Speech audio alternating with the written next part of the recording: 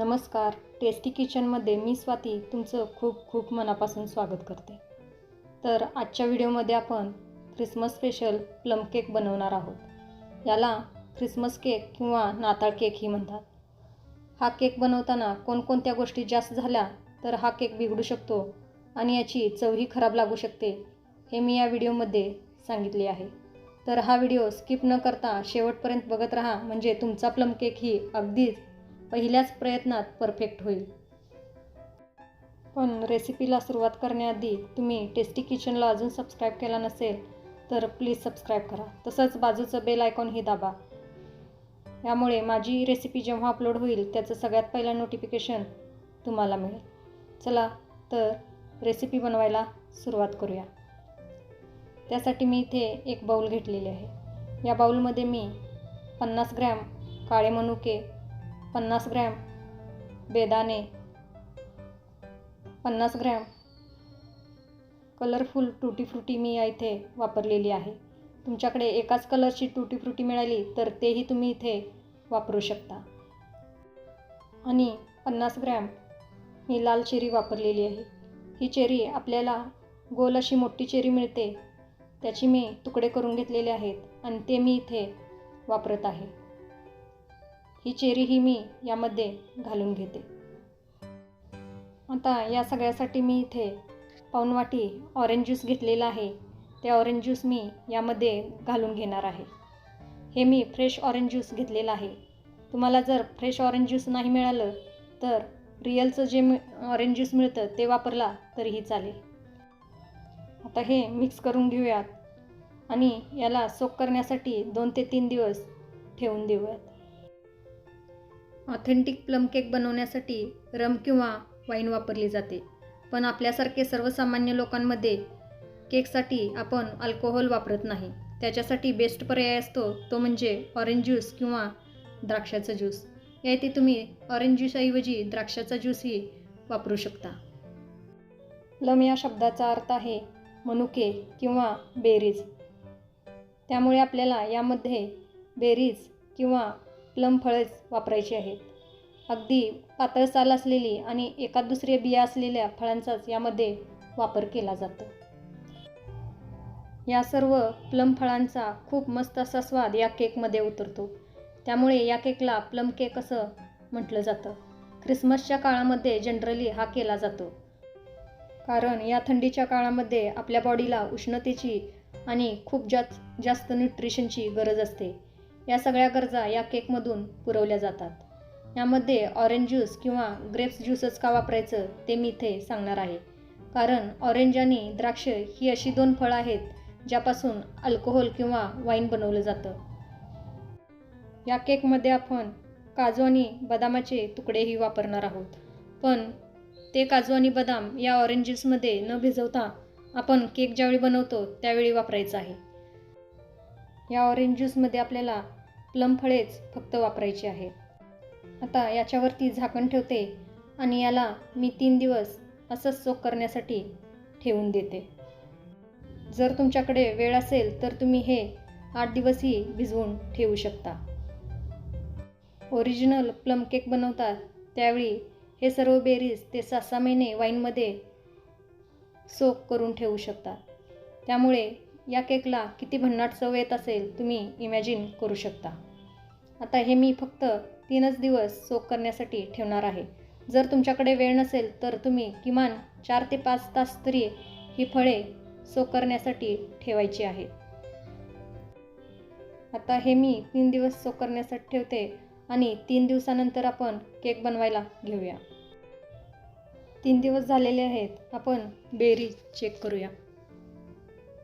या इथे तुम्ही बघू शकता मनुके, बेदाणे हे छान फुललेले आहेत आणि बऱ्यापैकी ऑरेंज ज्यूस हा सोक केलेला आहे.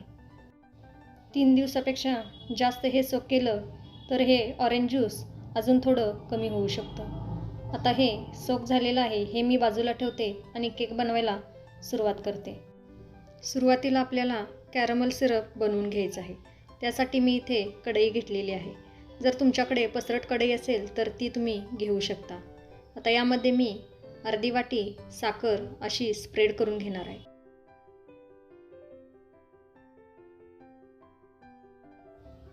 साखर यामध्ये घालून झाली की हातानंही याला थोडं स्प्रेड करून घ्यायचं आहे. आता हे मी स्प्रेड करून घेतलेलं आहे. आता गॅस चालू करते.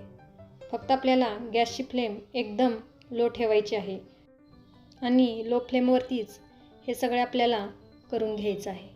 एक 2 ते 3 मिनटं गेली की साखर वितळायला सुरुवात होते. तोपर्यंत आपल्याला हे अजिबात हलवायचं नाही. 2 मिनटानंतर तुम्ही बघू शकता मध्ये थोडी साखर वितळलेली आहे.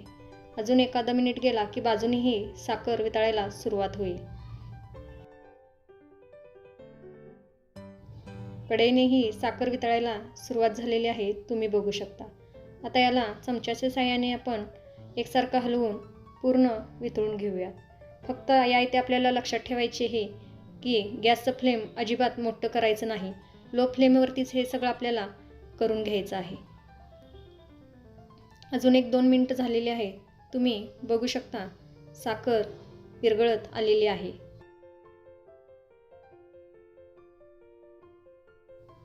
या इथे तुम्ही बघू शकता साखर पूर्ण विरघळलेली आहे. पण याचा कलर अजून आपल्याला थोडं ब्राऊन हवा आहे. त्यामुळे याला एकसारखं हलवत उकळी काढून घ्यायचं आहे.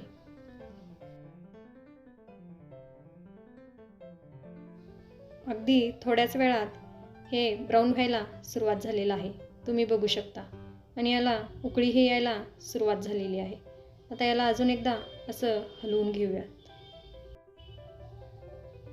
हे आपलं कॅरमल तयार झालेलं आहे. आपल्याला कॅरमल सिरप बनवायचं आहे. त्यासाठी आपल्याला यामध्ये अर्धी वाटी पाणी घालून घ्यायचं आहे. फक्त पाणी घालताना काळजीपूर्वक यामध्ये घाला, कारण पाणी घातल्यानंतर हे उडू शकतं आणि सुरुवातीला यामध्ये पाणी घातल्या गुठळ्या होतात. पण घाबरू नका. असं एकसारखं हलवत राहिलं की या गाठीही विरघळून जातात. फक्त या इथे लक्षात ठेवायचं आहे की आपल्याला गॅसची फ्लेम कुठेही चालू करायची नाही. पूर्ण गाठी विरघळेपर्यंत आपल्याला एकसारखं हलवून घ्यायचं आहे. या इथे आपण जेवढी साखर घेतो तेवढंच पाणी आपल्याला वापरायचं आहे. तर या इथे गाठी विरघळलेल्या आहेत, तुम्ही बघू शकता. आता गॅसची फ्लेम चालू करूया आणि याला एकसारखं हलवतच याला एक उकळी काढून घेऊयात. कॅरमल गरम असल्यामुळे याला उकळी यायला वेळ लागत नाही. अगदी थोड्याच वेळात हे उकळी यायला सुरुवात होते. येथे तुम्ही बघू शकता की आपलं कॅरमल सिरप तयार झालेलं आहे आणि याला उकळीही आलेली आहे. आता गॅसची फ्लेम बंद करूया आणि याला थंड होण्यासाठी बाजूला ठेवून देऊया. हे सिरप थंड होत आहे तोपर्यंत आपण पुढची तयारी करून घेऊया. त्यासाठी मी इथे एक मिक्सरचं भांडं घेतलेलं आहे. त्यामध्ये सुरुवातीला अर्धी वाटी साखर घालून घेते. आता यामध्ये मी अर्धा इंच दालचिनीचे तुकडा, थोडी जायफळ थोडी जास्त झाली तरीही चालेल, यामुळे केकला छानच चव येते. 2 लवंग आणि 4 वेलदोडे असे सोलून घालते. फक्त आपल्याला दालचिनी आणि लवंग थोडंच घालायचं आहे, कारण हे जर जास्त झालं तर यामुळे केकचा स्वाद बिघडू शकतो. यामध्ये मसाला वेलदोडा किंवा चक्रीफूलही घातलं जातं. हे सर्व मसाले घालून झाले की झाकण लावूया आणि हे बारीक दळून घेऊया. बाकीचे मसाले थोडे जपूनच घाला, कारण यामुळे केकची चव बिघडू शकते. जर तुम्हाला हे मसाले नाही घालायचे तर फक्त जायफळ आणि वेलदोडे घालून तुम्ही हे करू शकता. तर या इथे मी बारीक दळून घेतलेलं आहे, तुम्ही बघू शकता. आता आपण केक बनवायला घेऊया. त्यासाठी मी इथे एक काचेचं बाउल घेतलेलं आहे. आता यामध्ये मी अर्धी वाटी दूध घालून घेते. जर तुम्ही बेरीज एकच दिवस किंवा 3 ते 4 तासच भिजवणार असाल तर इथे दुधाचं प्रमाण आपल्याला थोडं कमी घ्यायचं आहे, कारण आपण बेरीज एकच दिवस किंवा 3 ते 4 तास भिजवलं तर ते जास्त संत्र्याचा ज्यूस सोक करणार नाही. त्यामुळे त्या इथे आपल्याला संत्र्याचा ज्यूस जास्त शिल्लक राहील. जर इथे दूध जास्त घेतलं तर बॅटर पातळ होऊ शकतं. आता यामध्ये मी पाववाटी तेल घालून घेते.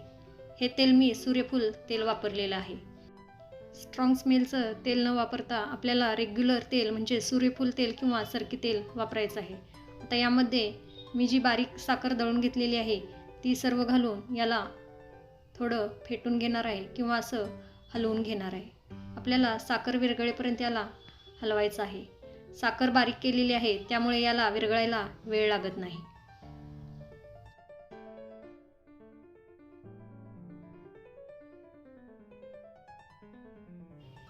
साखर विरघळलेली आहे. आता आपण पुढची तयारी करून घेऊया. त्यासाठी मी हे बाऊल थोडं बाजूला ठेवते आणि इथे तुम्हाला बाकीचं दाखवून घेते. या इथे मी 2 वाटी मैदा घेतलेला आहे. याच वाटीने मी सर्व मेजरमेंट केलेलं आहे. मैदा घालून झाला की यामध्ये मी 3 चमचे कॉर्नफ्लॉवर घालून घेते. कॉर्नफ्लॉवरमुळे या केकला खूप छान टेक्स्चर येतं. 3 चमचे कोको पावडर. हे अनस्वीटन कोको पावडर आहे. हे तुम्ही लूज न वापरता कंपनीचंच वापरायचं आहे. या इथे मी आत्ता बेकिंग सोडा आणि बेकिंग पावडर घातलेलं नाही. याचं कारण मी नंतर सांगणार आहे. आता हे मी 2 ते 3 वेळा चाळून घेते. आता आपण केकचं बॅटर बनवायला घेऊया. हे मी 2 ते 3 वेळा चाळून घेतलेलं आहे. हे सर्व मी यामध्ये घालते आणि याला छान मिक्स करून घेते.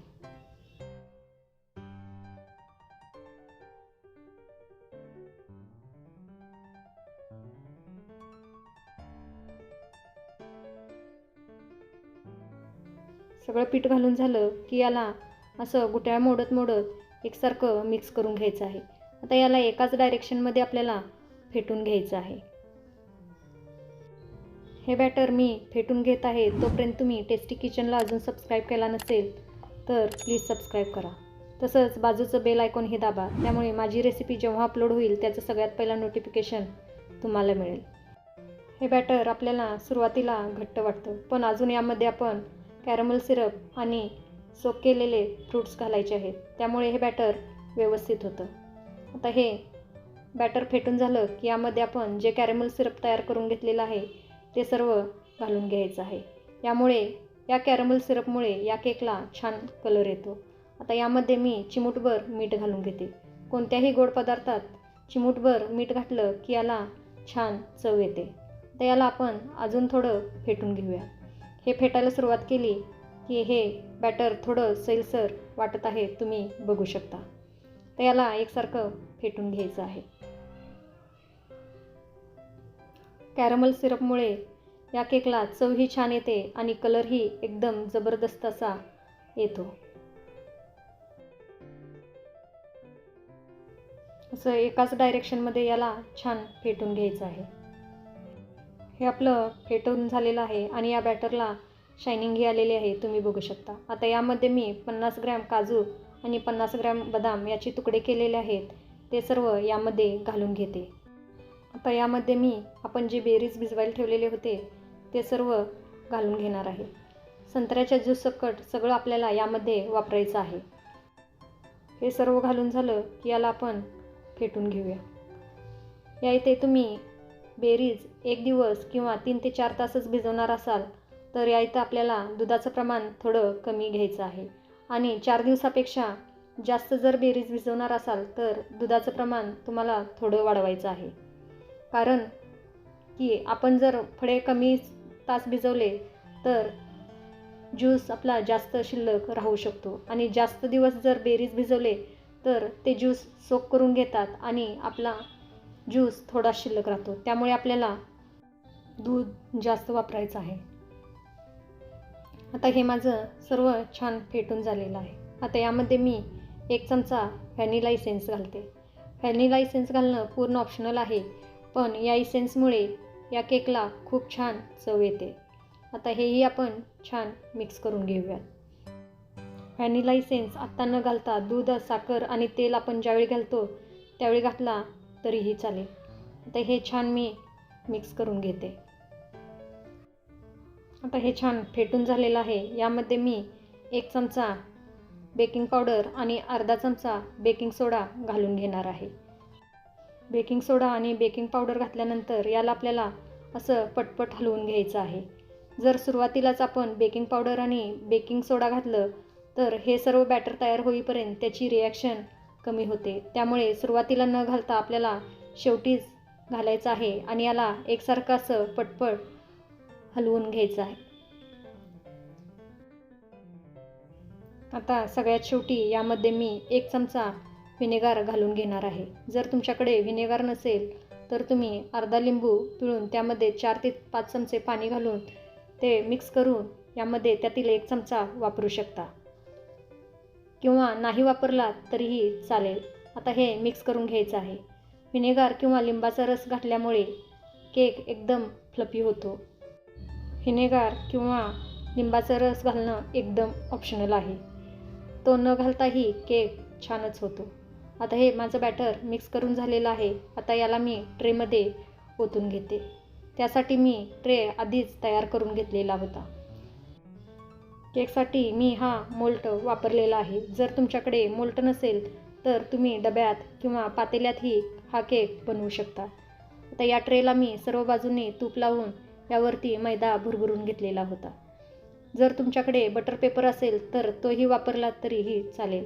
आता यामध्ये मी हे सर्व बॅटर ओतून घेते.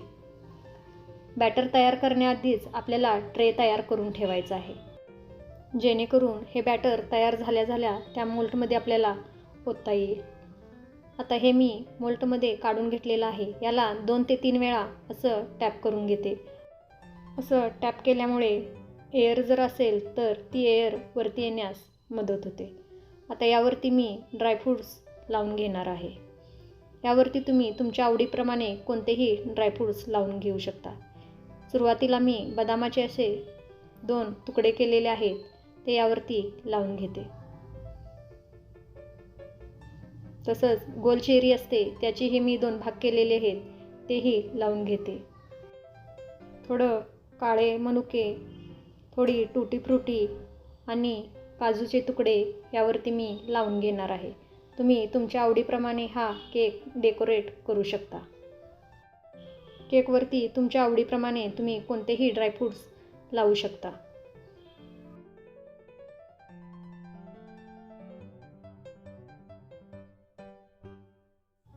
केक डेकोरेट करून झालेला आहे. तुम्ही बघू शकता किती जबरदस्त असा आपला केक दिसत आहे. आता हे केक मी बेक करण्यासाठी ठेवणार आहे. त्यासाठी मी गॅसवरती आधीच कढई प्रीहीट करण्यासाठी ठेवलेली आहे. एक कढई घेतलेली आहे, ती मीडियम फ्लेमवरती मी 10 मिनटं प्रीहीट करण्यासाठी ठेवलेली आहे. ही कढई प्रीहीट झालेली आहे. आता यामध्ये मी केकचं ट्रे ठेवून घेते. आपल्याला ही सगळी तयारी आधीच करून घ्यायची आहे. कढई व्यवस्थित प्रीहीट झालेली आहे. आता यावरती मी हे ट्रे ठेवून घेते आणि यावरती झाकून याला 1 तास मी लो फ्लेमवरती बेक करून घेणार आहे. फक्त यावरती झाकताना हे पूर्ण कवर होईल असंच यावरती आपल्याला झाकून घ्यायचं आहे. आता गॅसची फ्लेम एकदम लो करायची आहे आणि याला 50 ते 55 मिनिट आपल्याला बेक करून घ्यायचं आहे. याला आधेमध्ये न उघडता बेक करायचं आहे. आधेमध्ये उघडलं तर काय होईल ते मी तुम्हाला नंतर सांगते. 50 मिनिटं झालेली आहेत. आपण केक चेक करूया. वा, एकदम जबरदस्त असा केक आपला तयार झालेला आहे. कलरही खूप सुंदर आलेला आहे, तुम्ही बघू शकता. हा मध्ये असा का बसला आहे याचं कारण मी व्हिडिओमध्ये नंतर सांगणार आहे. आता आपण हा केक बेक झाला आहे का ते बघूया. त्यासाठी मी इथे 1 चमचा घेतलेला आहे. हा चमचा केकच्या मधोमध आपल्याला घालायचा आहे. हा चमचा दोन्ही बाजूने क्लीन निघालेला आहे, म्हणजे आपला केक व्यवस्थित बेक झालेला आहे. आता हा केक मी कढईतून खाली काढून घेते आणि याला थंड करून घेते. हा केक मध्ये का बसला आहे ते मी सांगते. 40 मिनिटं झाल्यानंतर मी परत थोडी उघडून बघितलेली होती, त्यामुळे यातील एअर गेला आहे आणि हा केक खाली मध्ये बसलेला आहे. आता हे कोमट झालेलं आहे. आता याला मी डिमोल्ड करून घेते. केक टीन असं उलटं करायचं आहे आणि यावरती असं थोडं थापून घ्यायचं आहे. हा केक व्यवस्थित आरामात डिमोल्ड होतो. हा केक व्यवस्थित बेक झालेला आहे, त्यामुळे डिमोल्डही व्यवस्थित झालेला आहे. याला खालूनही कलर किती जबरदस्त आलेला आहे, तुम्ही बघू शकता. आता याला मी सरळ करून घेते. हा तयार झाला आपला ख्रिसमस स्पेशल प्लम केक. आता याला मी कट करून दाखवते. कट करताना हे एकदम इझिली कट होत आहे, म्हणजे आपला केक एकदम सॉफ्ट झालेला आहे. सगळे ड्रायफ्रूट्स तळाला न जाता एकसारखं सगळीकडे पसरलेलं आहे, म्हणजे हा केक आपला एकदम परफेक्ट असा झालेला आहे. नेहमीसारखं केकचं बॅटर न करता थोडं घट्टच आपल्याला हे बॅटर ठेवायचं आहे, जेणेकरून हे फ्रूट्स तळाला न जाता एकसारखे सगळीकडे पसरले जावे. त्यासाठी आपल्याला दुधाचं प्रमाण योग्य असं घ्यायचं आहे. हा तयार झाला आपला ख्रिसमस स्पेशल प्लम केक. या ख्रिसमसला तुम्हीही हा प्लम केक घरी बनवा आणि मला कमेंटमध्ये नक्की सांगा. मी सांगितलेले सगळे टिप्स फॉलो करा, म्हणजे हा प्लम केक तुमचा एकदम परफेक्ट असा होईल. रेसिपी आवडली असेल तर लाईक आणि शेअर करायला विसरू नका. वेळात वेळ काढून ही रेसिपी बघितल्याबद्दल खूप खूप धन्यवाद. परत भेटू अशाच एका नवीन रेसिपीसोबत. तोपर्यंत मस्त खा, टुमटुमीत राहा. Bye bye.